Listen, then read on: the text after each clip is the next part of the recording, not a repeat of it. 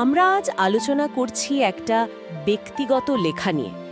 বেশ বেশ গভীর একটা লেখা। শিরোনাম অথপর অথই। এটা 2019-এর দিকে লেখা শুরু হয়েছিল, মানে লেখকের গ্র্যাজুয়েশন শেষ হওয়ার বেশ কয়েক বছর, প্রায় 5 বছর পর, তার ইউনিভার্সিটি দিনগুলোর স্মৃতি নিয়ে। স্মৃতিকথা। হ্যাঁ, তবে এর কেন্দ্রে আছে অথই নামের একটি মেয়ে। লেখকের জীবনে ওর হঠাৎ আসা এবং খুব সম্পর্কের টানাপোড়েন নিয়ে। গল্পের শুরুতে আমরা লেখক রাকিবকে দেখি তার মেসেজ জীবন, বন্ধুবান্ধব, অভি, মৃন্ময় আর সন্টু। সন্টুর ব্যাপারে একটা মজার তথ্য আছে। ছোটবেলায় নাকি মাথায় নারকেল পড়েছিল, তাই একটু অন্যরকম। হাহা, বেশ ইন্টারেস্টিং চরিত্র মনে হচ্ছে। হ্যাঁ, কিন্তু মূল ফোকাসটা কিন্তু অথই। যেমন ধরুন, একদিন শুক্রবার রাকিব দেরিতে ঘুম থেকে উঠে অথইকে ফোন করে, কিন্তু ফোন বন্ধ পায়।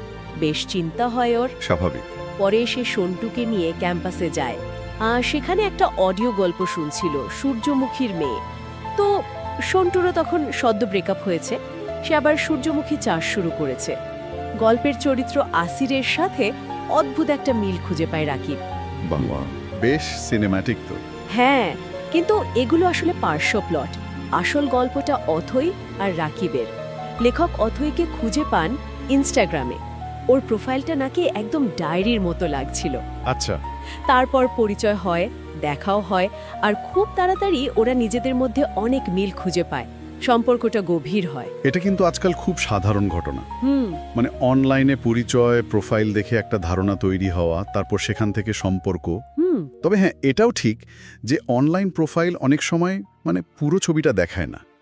একটা হয়তো সাজানো দিক তুলে ধরে, ভেতরের জটিলতাগুলো হয়তো আড়ালেই থেকে যায়। একদম ঠিক বলেছেন।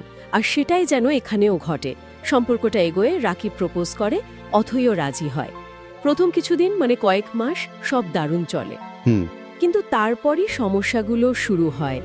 কিছু অদ্ভুত ব্যাপার, যেমন অথই ভবিষ্যৎ নিয়ে কোনো কথা বলতে চাইতো না, ছবি তুলতে চাইতো না একদমই। ছবি তুলতে চাইতো না কেন? ওর যুক্তি ছিল এতে নাকি অস্তিত্ব ফিকে হয়ে যায়। ভাবা যায়। অদ্ভুত তো। একদম। এমনকি একবার এমনও বলে বসে, যদি আমাদের ব্রেকআপ হয়ে যায় তবে তোর ছবিও তো স্মৃতি হিসেবে রাখতে হবে নাকি। এই ধরনের কথায় কেমন যেন একটা দূরত্ব, একটা অনিশ্চয়তা। একটা নির্লিপ্ততাও কি। হ্যাঁ, তাই। আর সবচেয়ে বড় ব্যাপার, ও নিজের ছোটবেলা নিয়ে কিচ্ছু বলতে চাইতো না। একদম চুপ। জিজ্ঞেস করলেই ওই এক কথা, গাছ থেকে ফুল ছিঁড়ে নিলে সেটা বেশি দিন বাঁচে না রে। আচ্ছা। রাকিবের তখন থেকেই মনে হতে থাকে, সে কি অথইকে আসলে চেনে, পুরোটা জানে। এই লক্ষণগুলো কিন্তু খুব গুরুত্বপূর্ণ। মনোবিজ্ঞানের দিক থেকে যদি দেখি, এই যে ভবিষ্যৎ নিয়ে ভয়, ছবি তুলতে অনীহা, বা হঠাৎ করে ব্রেকআপের প্রসঙ্গ তোলা, এগুলোকে অ্যাভয়েডেন্ট বিহেভিয়ার বলা যেতে পারে। Avoidant behaviour? এড়িয়ে যাওয়ার প্রবণতা।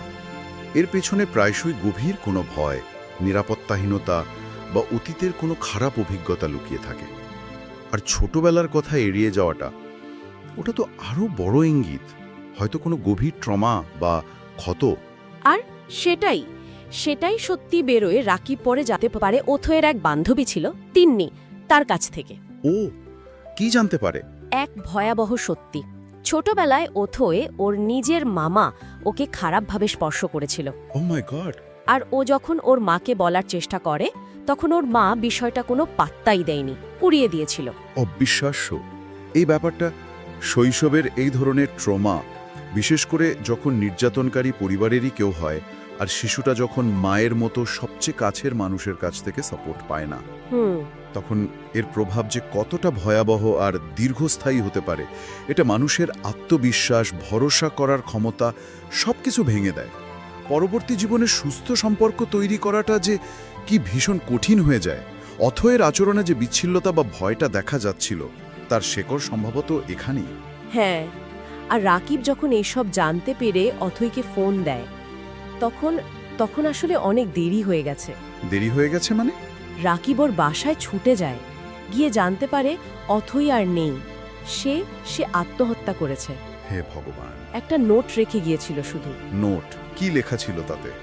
খুব কষ্টদায়ক কিছু কথা, যেমন তোকে হারানোর ভয় থেকেই হয়তো তোকে আরো বেশি হারাচ্ছিলাম। লিখেছিল, আমার ভেতরের সেই অন্ধকার তুই কোনোদিনই পুরোটা দেখিসনি। কিছু ভালোবাসা থাকে যেগুলোতে মুক্তি নেই, শুধু টান, যন্ত্রণার মতো। কি গভীর যন্ত্রণা। আরও লিখেছিল, আমি ক্লান্ত রাকিব। আমার মানসিক ক্লান্তি এতটাই গাঢ় যে এখন আলোয় দাঁড়ালেও ছায়া ছাড়ে না পিছু। আর শেষে অনুরোধ করেছিল, প্লিজ আমাকে দোষ দিবি না। বলেছিল, আকাশে মেঘ দেখলে যেন রাকিব ওকে মনে করে হাসে। আর একদম শেষে দুটো লাইন ছিল, যারা থাকতে চেয়েছে তাদের রাখতে পারেনি, যাদের রাখতে চেয়েছি তারা থাকেনি। এই নোটটা, এটা যেন অথয়ের পুরো ভেতরের যুদ্ধটা, ওর ক্লান্তি, ওর যন্ত্রণা সব এক জায়গায় এনে দাঁড় করিয়েছে। ওর ভালোবাসার ধরন, সম্পর্কটা বাঁচানোর চেষ্টা, আবার একই সাথে ওই নিজেকে গুটিয়ে নেওয়া, সব কিছুর পেছনেই হয়তো ওই অতীতের অন্ধকারটা কাজ করছিল। ঠিক, এটা আমাদের খুব স্পষ্টভাবে দেখায় যে মানুষের ভেতরে লড়াইটা বাইরে থেকে বোঝা সত্যি খুব কঠিন, প্রায় অসম্ভব। একদম। এই লেখাটা সেজন্য শুধু একটা প্রেমের গল্প না, এটা তার চেয়ে অনেক বেশি কিছু।